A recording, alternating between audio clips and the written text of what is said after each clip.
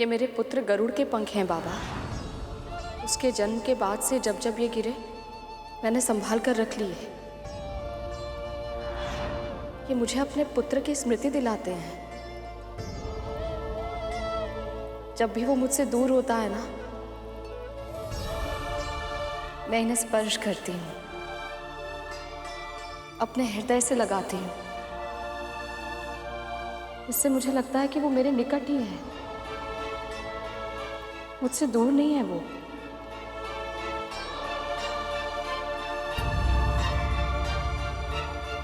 हो गया, मैं भी भावुक हो गया ये कहानी सुन के।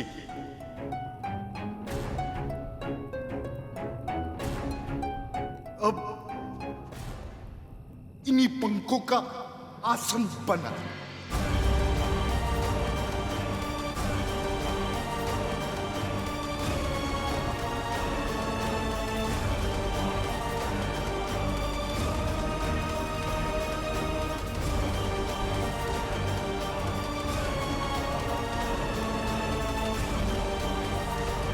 इसका आसन और क्या करेगी गिरे हुए पंखों का? सर पे लगा के नाचेगी या हाथों में झूला झूला कर पंखा करेगी इसे? कहा ना, इन्हीं का आसन बना, नहीं तो। जी जी बाबा।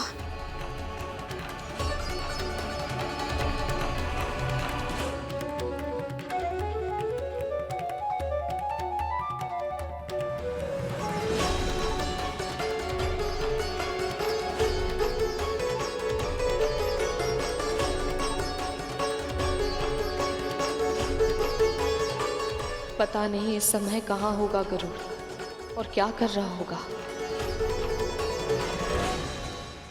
प्रणाम माँ। कौन हो तुम और यहाँ कैसे आ गए? महर्षि कश्यप और माँ विंता का पुत्र गरुड़ हूं मैं। प्रभु के दर्शन करने के बाद मैं आपके दर्शन किए बिना रह नहीं पाया।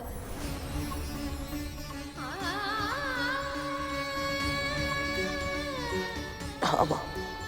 स्वामी के दर्शन के बाद तुम उनसे भेंट करके आए हो अभी? कैसे है मेरे स्वामी? हाँ, कैसे है?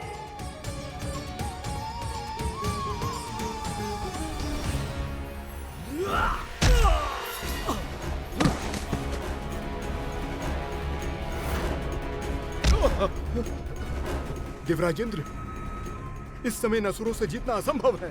हाँ देवताओं, यदि अपने प्राण बचाने हैं तो भागो यहाँ से।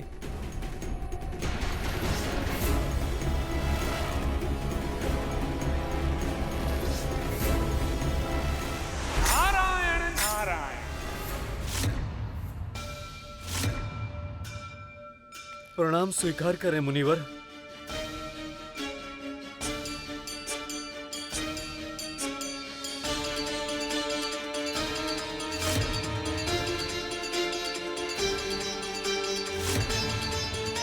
सेनापति वज्रांग, जो शांति दूत बनकर आए हैं उनका स्वागत आप इन शस्त्रों के साथ कर रहे हैं।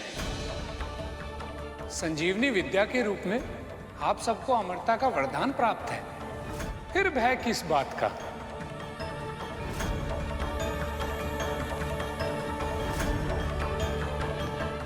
प्रणाम मुनिवर। क्षमा कीजिए, और वेश बदलकर छुपकर स्वर्ग में प्रवेश करने की चेष्टा कर रहे थे ये देवता।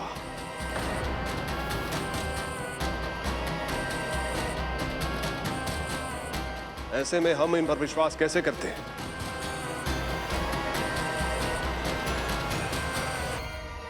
और वैसे भी ये सब सदैव से छल ही करते आए। धोखा देने वाले बहरूपे का सत्कार नहीं किया जाता नारद। उनके लिए दंड ही उचित होता है। चाहे विरोधी ही क्यों ना हो, पूर्वाग्रह से ग्रस्त होकर बिना उनका पक्ष सुने कोई भी निर्णय लेना विवेकशील पुरुषों को शोभा नहीं देता। असुरराज, इंद्र से यहां आने का कारण तो पूछ लीजिए, फिर जैसा आपको उचित लगे दंड अवश्य दीजिएगा।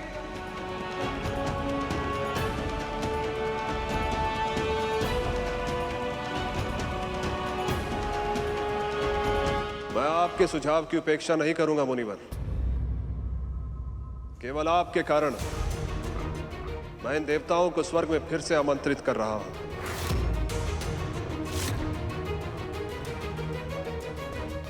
आइए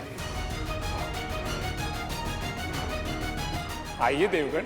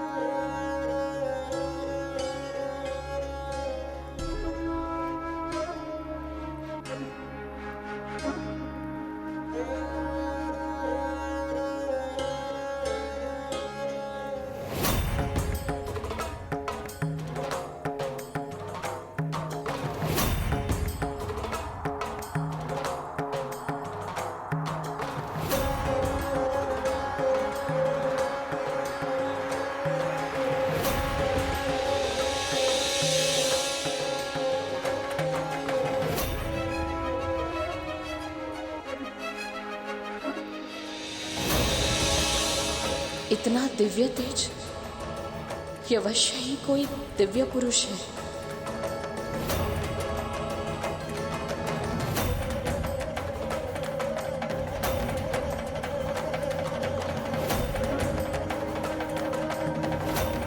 बाबा,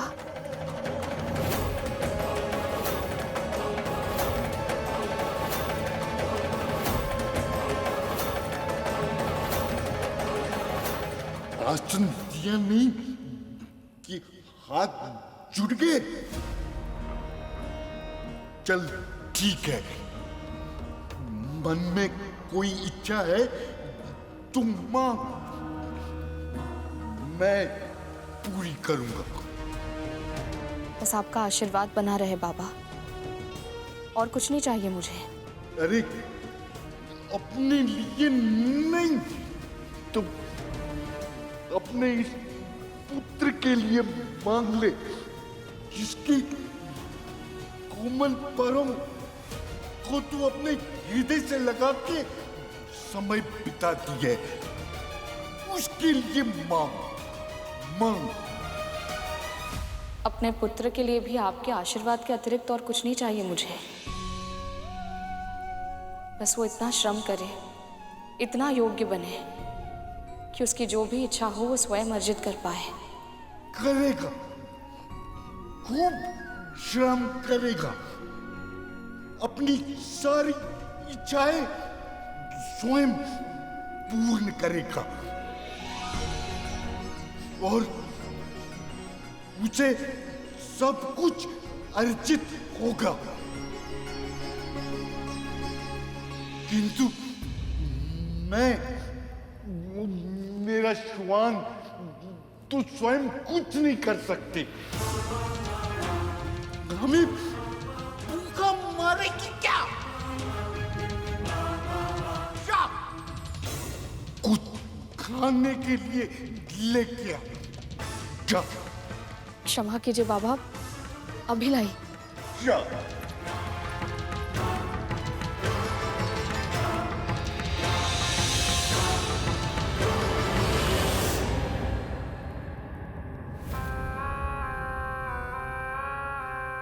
महाराज बलि, हम देवताओं को युद्ध में पराजित करके आप स्वर्गलोक के सिंहासन पर विराजमान तो हो गए, परंतु आपका अधिकार होने से पहले ही यहाँ के सभी रत्न, ऐश्वर्य, कल्प वृक्ष और अप्सराएं सब समुद्र में समा गए थे।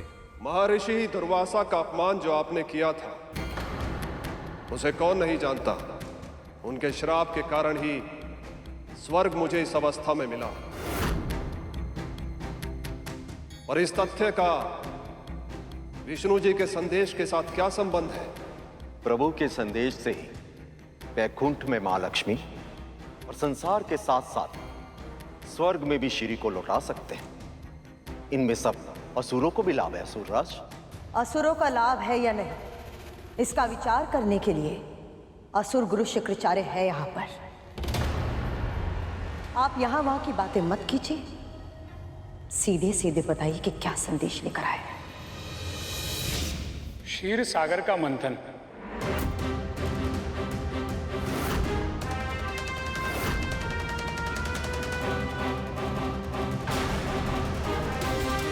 देवों और असुरों द्वारा क्षीर सागर को मतने से ही बहुमूल्य रत्नों का, ऐश्वर्य का और स्वयं श्री लक्ष्मी का आगमन फिर से इस संसार में हो सकता है। नारायण का कहना है यह अभूतपूर्व कार्य सभी प्रजातियों के सहयोग से ही संभव है।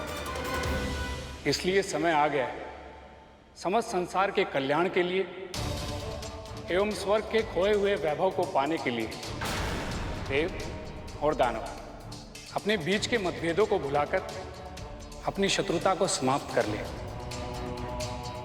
और आपस में संधि कर ले। असंभव! ये कैसे हो सकता है महाराज कि हम इनसे संधि कर लें?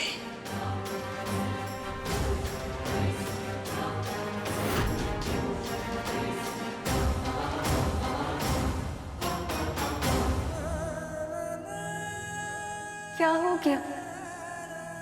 तुम रो क्यों रहे हो?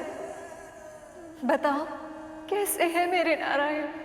आप अच्छी तरह से जानती है कि आपके बिना प्रभु कैसे होंगे। माँ, प्रभु निढाल हो गए हैं, निस्तेज और निस्सहाय हो गए हैं वो।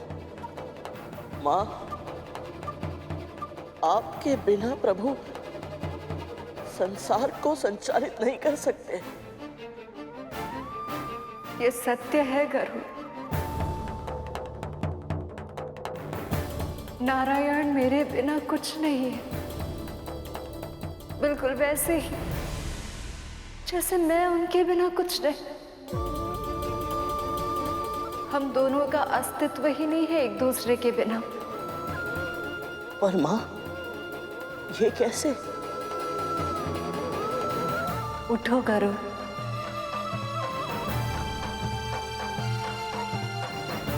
अपना हाथ आगे करो।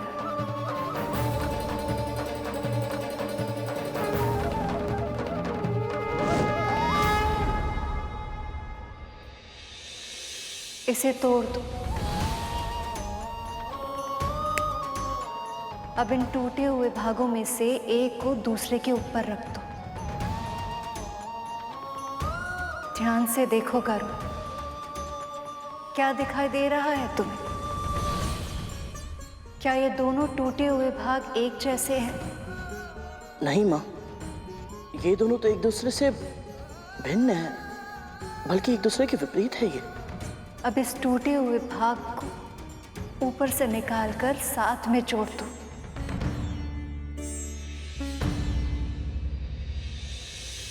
अब देखकर बताओ।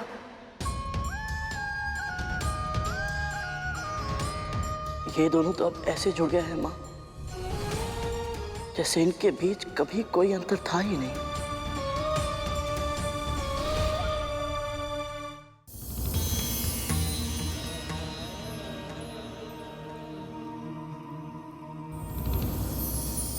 ये क्या है? अगर शाकाहारी भोजन ही खिलाना था तो मुझे यहाँ लेके क्यों आई? वही जंगल में छोड़ देती मरने के लिए। तो क्या आप मांसाहार? ये देख, मेरी निर्बल और रोगी काया के लिए अधिक पौष्टिक मांसाहारी भोजन की आवश्यकता है, जिससे मेरे शरीर में शक्ति आ जाए। तुम ये क्या शाकाहारी भोजन लाई। क्षमा कीजिएगा बाबा, मुझे नहीं पता था। और सत्य कहूं तो आपकी आयु देखकर मुझे लगा कि क्या लगा तुझे? पूरा असहाय है, कुछ भी रूखी सूखी दूंगी तो प्रसन्न हो जाएगा। मैं तुम जैसी स्त्री को अच्छे से जानता हूं, सब कुछ जानते हुए भी अनभिज्ञ होने का स्वांग रचती है। जा, मेरे श्वान को खाना खिला।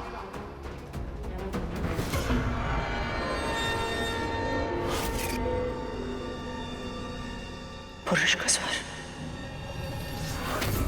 गरुड़ तो यहाँ है नहीं, तो फिर विंता की कुटिया से किसी पुरुष का स्वर कैसे आ सकता है? क्या खिला इसे? जी जी बाबा।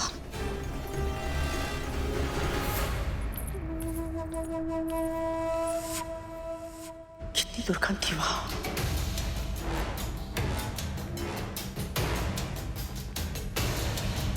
सुनो, तुम दोनों को मेरा एक कार्य करना होगा। तुम दोनों को विंता की कुटिया में जाना होगा और उन पर अपनी पहली दृष्टि रखनी होगी। सिर्फ इतना पता करो कि वहां आया कौन है। जी मां। जाओ।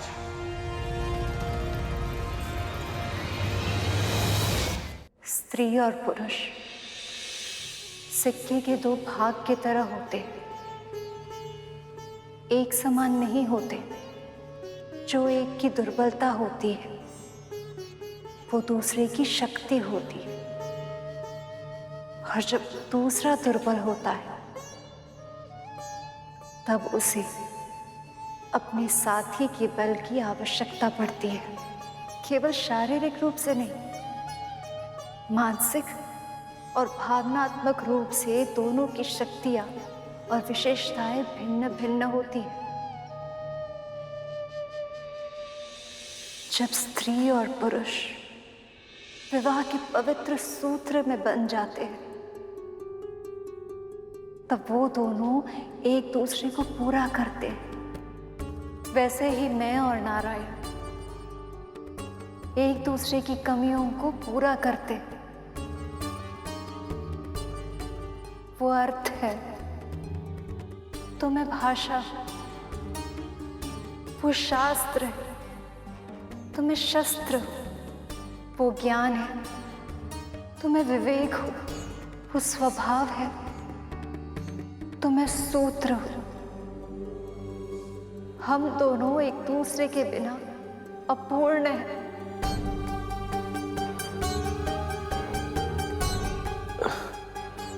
मां, यदि ये सत्य है तो आप प्रभु से दूर नहीं रह सकते।